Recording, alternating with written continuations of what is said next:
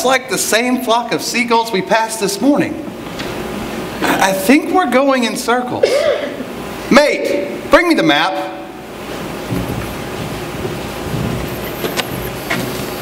Show me our current location. We're here. But where are we on the map? I know we're making progress. I mean, we are moving. Moving doesn't always mean progress. We're going in circles. I figured we'd just sail around until we found something. How big can the ocean be? We're sure to find land one day. But this is no pleasure cruise. We can't just go anywhere the current takes us. Why not? Because the captain has given us a specific destination for a reason. We are carrying cargo that is crucial to the captain's business. He has equipped us for a specific purpose. We only have enough food and water to make it from home to our destination. Well then, we need a plan, like a drawing. That'll show us where we started and where we need to go. That's what a map is for. And it would help if it would show us things we'll pass on the way, like those islands we saw yesterday. That way we'll know we're on the right course. A map is exactly what you need. Let me show you how useful it is.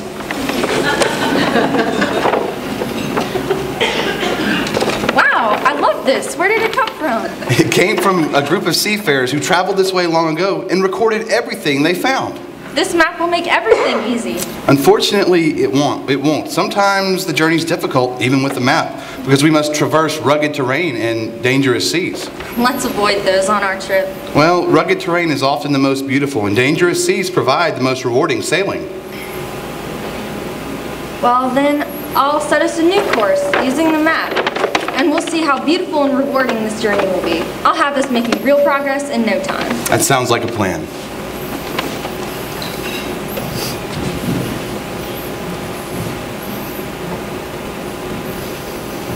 Though we rarely find ourselves on a boat in need of guidance, maps still play an important role in our lives, and believe me, as someone who is directionally challenged, I can attest to this fact.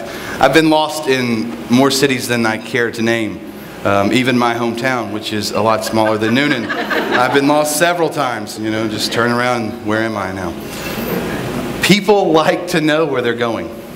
A quick look at our society shows us just that.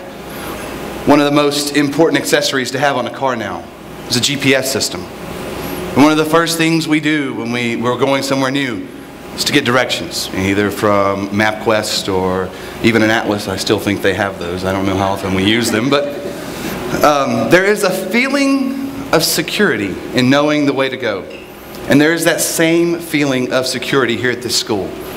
And the map we follow is the map of scholarship. There's two important characteristics of a map I want to bring to light and then relate those to scholarship here at Orchard Hills Academy.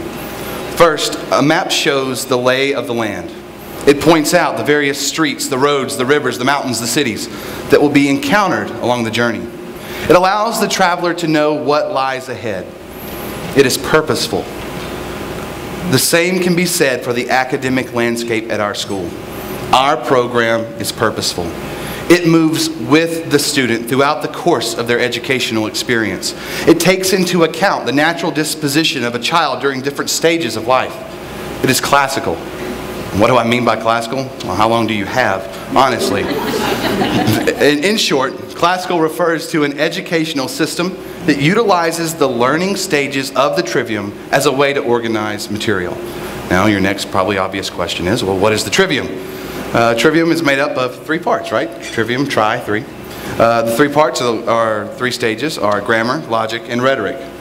In the grammar stage, the student learns the how, the what, and the who of things. They learn how letters join together to make words, how words join together to make sentences, how the water cycle works, who the Greek gods and goddesses were, and who the major figures of the American Revolution were. The grammar stage gives the students the foundation of information they will need over the course of their lives. The logic stage builds on the grammar stage and teaches students how to think through information they come in contact with and how to detect sound and faulty arguments. During this stage, they receive training in formal and material logic, which allows for contemplation of the information contained in the great discussions throughout the ages. Finally, the rhetoric stage gives the student their own voice and means to contribute in that great discussion.